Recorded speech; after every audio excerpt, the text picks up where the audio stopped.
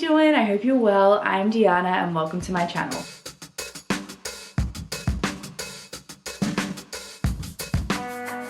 Today I am going to go through all the books that I received in the last 2 months of 2024, so my November and December book haul. I'm gonna skip the justifications. I got a lot of books. I love buying books. Did get a lot for Christmas as well, so let's dive in. Maybe we'll do some special editions first. And first off, we'll go with the Romance Mafia, who are a company I've been wanting to buy a special edition from for forever, and I couldn't help myself when they finally released the special edition of one of my favorite indie authors, and that is What Happens on Tour by Lucifer. Like, are you kidding me with this pink foiling?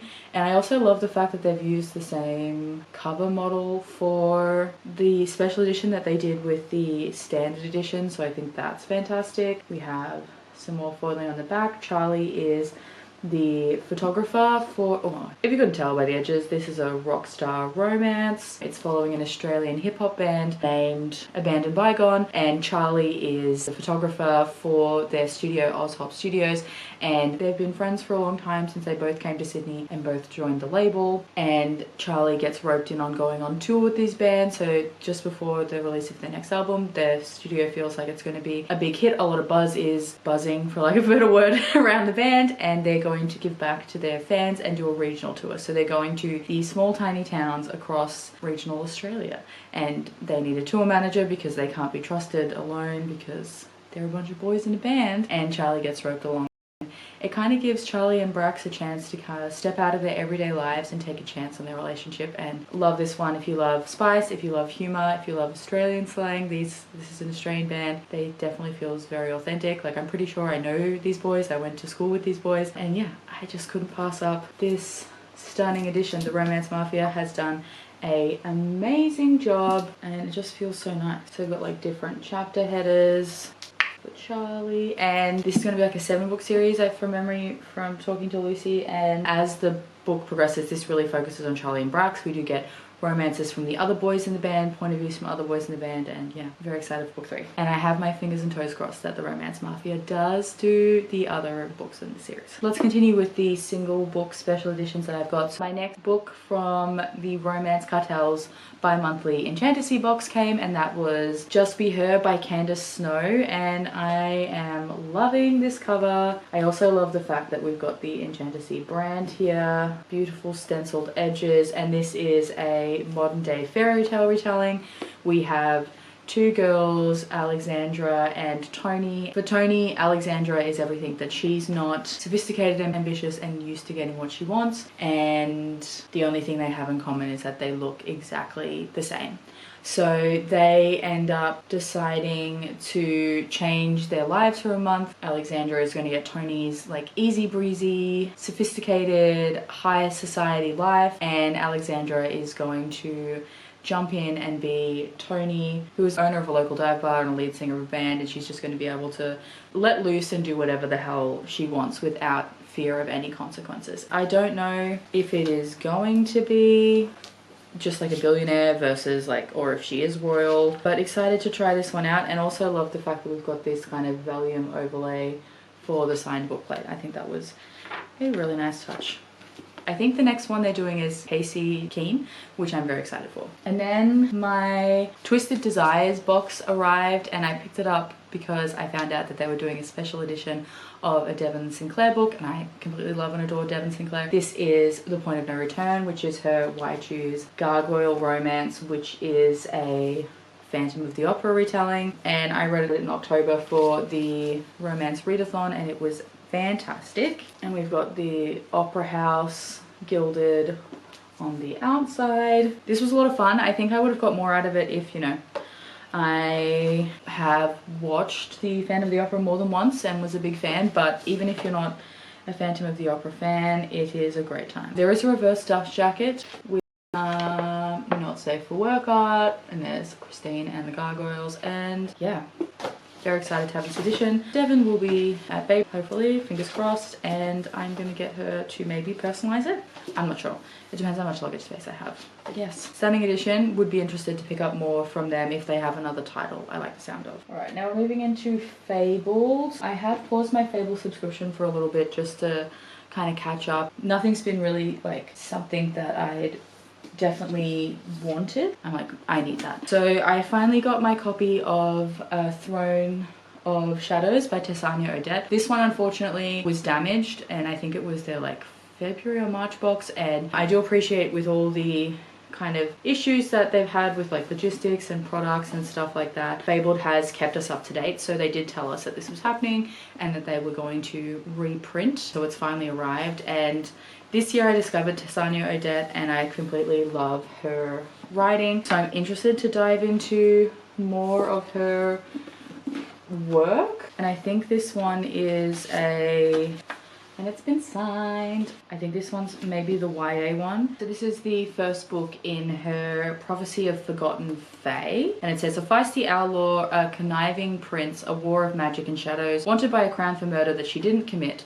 Cora dreams of getting revenge on the mage who framed her. In the meantime, she hides in the forest and hones her witch magic. When she discovers her enemy's violent hunt for fey creatures, she forms a plan for vengeance. Prince Terrion, the heir to a bankrupt throne, will do anything he can to keep his country from sinking into ruin. When he meets the outlawed witch, wanted by a neighboring kingdom, he gets his chance. The woman has an impressive bounty on her head, one that could pay off his kingdom's debts. If Terran can help Cora save the few magical creatures, he can gain her trust and hand her over to her king and collect the bounty. But Cora has plans of her own, and none of them include being betrayed by her handsome new traveling companion. So that sounds fantastic, and very much excited for this one. I know I have Takaba Fae Heart as well, so I've got a few Tessani series on my shelves that I can now start. And then I also got Of Blood and Ether by Harper Hawthorne, and look at this one. I'm pretty sure this was for their Fabled Nights, because I still keep an eye on what's happening there. I mean, no one does foiling like Fabled.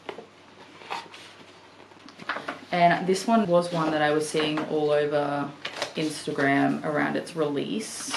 This is the first book in her Harbingers series. So a rare conduit of light drawn to the shadows. A spy master who can't seem to stay away for as long as she can remember, Arkan Asher has been searching for answers. Driven by an insatiable hunger, a need to understand the meaning behind the dangerous arcane secrets, she finally has taken a leap into the unknown, leaving her simple life behind to attend an arcane stadium, a prestigious college of magic arts and science nestled in the heart of Sephorusan, the city of gods. Literally all I needed to know. It has a magical school, there's gods, there is the art of the arcane, and I couldn't pass up this edition. Then we had 2 months arrive, and I can't remember which months they were for, but I did get Worthy of Fate by A.N. Calder, and this says, marked by the gods, Kaya is forced to partake in trials of chance to be deemed worthy. If she succeeds, she'll be gifted great powers. If she fails, she will lose her life or worse. But that's only the start of her worries. Now the same plague that took her home is spreading and threatening the fate of the realm. Can Kaya survive the trial of the gods and gain the power needed to rid the world of the growing threat before it's too late, or will she be drawn into what awaits? And they've got Riker has waited a long time for her, his mate, he's now found her. He plans to claim what's rightfully his, but dark forces threaten to destroy his nation should he embrace the bond he so desperately desires. Unable to drive her to be near, he waits for his precious gem lingering in her shadows. And I love this kind of Greek vibe we've got going, or at least antiquity vibe we've got here. Stunning. We've got that kind of same ruin-like pattern there. I know it seems like a mix of like Norse and Greek myth, just with the whole Pegasus thing and the maze, but then we've got like these Nordic runes. So yeah, very excited for this one, and I think this is going to be perfect for fantasy romance. Read-a-thon, read-along, that's I'm sure going to happen. This one was for one of their Fabled Twilight picks. And then we have Of House of Gilded Nightmares by Aurora Gray, and very gilded, kind of catching the light there. It says, I am your sworn blood guardian. It is my duty to protect you in dreams or waking. So maybe you have like a bodyguard trope. Yep, they've gone all out with the foil there. And this is the first book in the Dark Fae Guardian series. So in this one, he is sworn to protect her and give his life for hers. Giving her his heart, however, is absolutely forbidden. For years, he's haunted my dreams. I've never known he's my shadow Fae Guardian or that I'm the future Queen of Nightmares. Until he arrives, very much flesh and blood, to spirit me away to the realm of nightmares and my awaiting throne. But I'm not about to marry someone I've never met. If my guardian thinks I'll go quietly, he'll have a fight in his hands. What I'm not expecting is the powerful magic my guardian awakens in me, or a deep dark secret he's hiding. Sounds intriguing. Stunning! And then we have Shades of Silver City by Miranda Joy, which is the first book in the Silver City series, and kind of loving that this background is almost got this galaxy pattern, and we've still got this like rainbow on the edges. Ooh. The end papers, which looks like a textbook. Oh, and it's slightly different on the back there. Oh my god, that sounds like my dream man. It says, some broody blonde asshole with too much ego, leather, and stupid finger tattoos. Whistle I. I'll ruin you for every other man because I will devour you. I think this was one of the ones that they were putting out before the release of the book, but I could be wrong. So imagine if Gotham City had fairies and the Grim Reaper, Robin Hood, and romance. That's exactly why I bought this one. So yeah, that one sounds fantastic. I just heard the Gotham City with Fae and I was like, yeah, sign me up. And then we have Into the Wonder Dark by Lillian T. James, and this one, all I know is it's a dark Why Choose Alice in Wonderland retelling, and that was literally all I needed to know. It says, paint the fucking roses red. We have a clock. I love Alice in Wonderland, so anything that gives me Alice in Wonderland vibes, I am definitely going for. It's stunning. I am definitely going to need to pick this one up soon. And now on the other side we have and this will be my first Lillian T. James I will have read. I know she's got another fantasy romance series and a contemporary series, so very excited to read her work. Alright, then we have FairyLoot. Oops. I'm surrounded by books right now. I'm in the middle of my unhaul, and let me tell you, my living room has looked better. My actual living room, where like you sit on the couch, is looking better because I removed all the books from all the stacked spaces, but this weird like free space behind the TV and as you walk into the kitchen is a fucking mess. Anyway, for October, the FairyLoot Romantasy box was The Coven by Harper L. Woods, which is this beautiful, stunning edition. That man gives me like the Darkling vibes. All I know is that this is a dark academia where our main girl is trained to be a killer, assassin, and she is finally got a chance to go to this very prestigious university, Olive Grove University.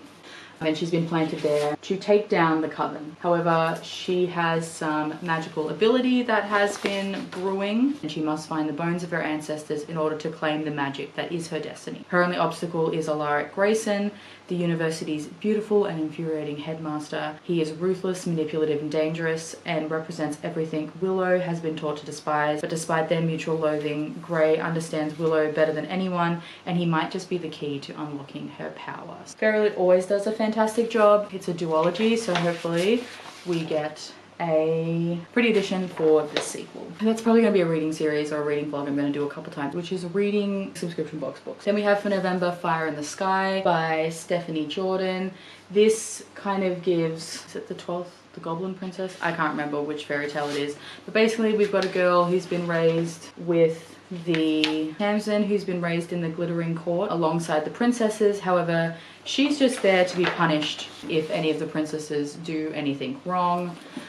So not a great life for Tamsin, for sure. So she's treated as the part of the royal family, but also as the lowliest of servants, and she fits in nowhere. When she's tasked for the ultimate sacrifice, pretending to be one of the true princesses to marry Fel, the beast of the borderlands. Let me introduce you to Fel. And son of the great dragon slayer, Tamsin accepts his fate, even if it means tricking the deadly warrior. The wedding night begins with an unexpected passion, but ends in near violence when her trickery is exposed. Rather than starting a war, Fel decides to accept Tamsin as his bride, but she isn't what she seems. She harbors dark secrets buried so deep that even she doesn't know they exist. So, yeah. It is quite short for a Romantasy, so hopefully we get some good world building. Or maybe I'm just being greedy. I am excited with this kind of winter setting. The edges are stunning. We've clearly got dragons. Stunning edition nonetheless. And then last for FairyLoot, I received the December box, which is Heavenly Bodies by Amani Aru. And this one is just freaking stunning. I mean, look at that. They always do a stunning edition. And this one has been on my radar for a while, but has recently been trad pubbed. So, and I just loving the vibes. This one looks like it's going to be so good. Let me show you the back. This lantern situation gives me kind of like Tangled vibes, and I'm here for it. And then we have the reverse dust jacket, which has got the trad pub edition with the different colorway. And then we have one of the most beautiful hardbacks I've seen.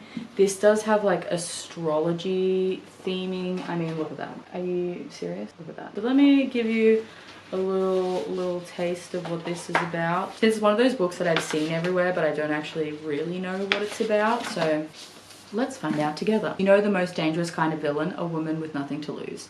In a world ruled by stars, cruel and merciless gods, Alara has been cursed by fate. A prophecy promises that she will fall for a star, but it will kill them both. When the star of wrath and war descends to hunt Alara, the neighboring kingdom sees an opportunity to take her from her home, the kingdom of night, to Helios, the kingdom of light, where she strides straight into the arms of an enemy prince. Here Alara is forced to either let Prince Lorenzo train her into a weapon worthy of battling against the tyrannical reign of the stars, or to accept her fate. But there are shadows even within the kingdom of light, and they threaten to reveal the darkness in Lorenzo's past and ancient magics that slumbers in Alara's veins, and with it all, the undeniable star-crossed pull between them.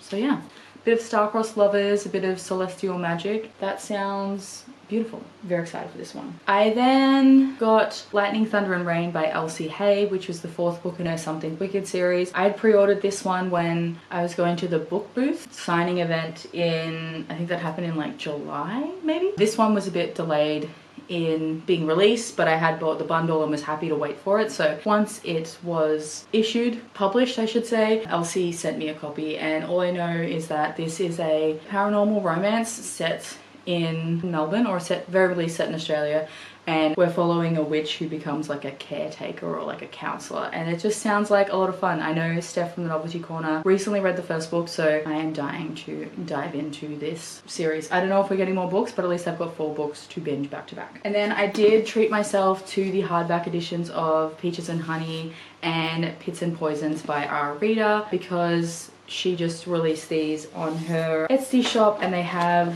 this stunning artwork on the naked hardback. You're probably sick of hearing me talk about this, but this follows Anna, who is a woman who is gifted immortality from a trickster god in the 1200s because she helps him escape some royal guards, and he is just completely enamored by her kindness and empathy and humility for someone who the world has treated like absolute garbage. And it is their very slow burn romance across the years as Anna discovers who she is, what she wants out of life, and all on the backdrop of the world's most catastrophic and magnificent historical events.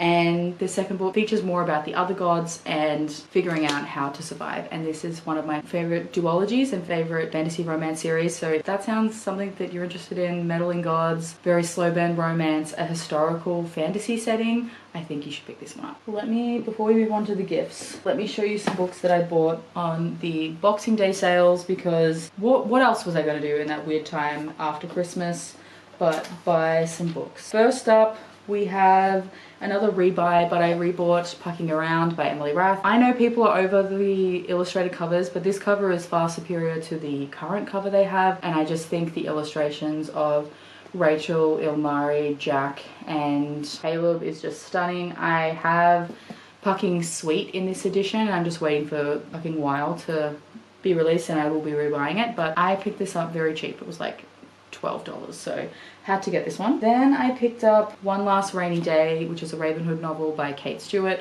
I loved the Ravenhood series when I read it a couple of years ago. It's one of my favorite series. Did it destroy me? Absolutely. I still think Drive and Reverse I like better because it's a rockstar romance, but very much enjoyed the Ravenhood. And I know that this follows Dominic. And if you know, you know, and I'm sure I'm going to lose my absolute mind and sob and cry my heart out in this one as well, but when I saw it for very cheap, I picked it up. An author who I haven't bought a book from them in a while, but is one of my favorites, I completely love her work, is Terry Maniscalco. I think I'm still missing a book. I need to buy one. But I picked up Throne of Secrets, which is one of her spin-off series to the Kingdom of the Wicked.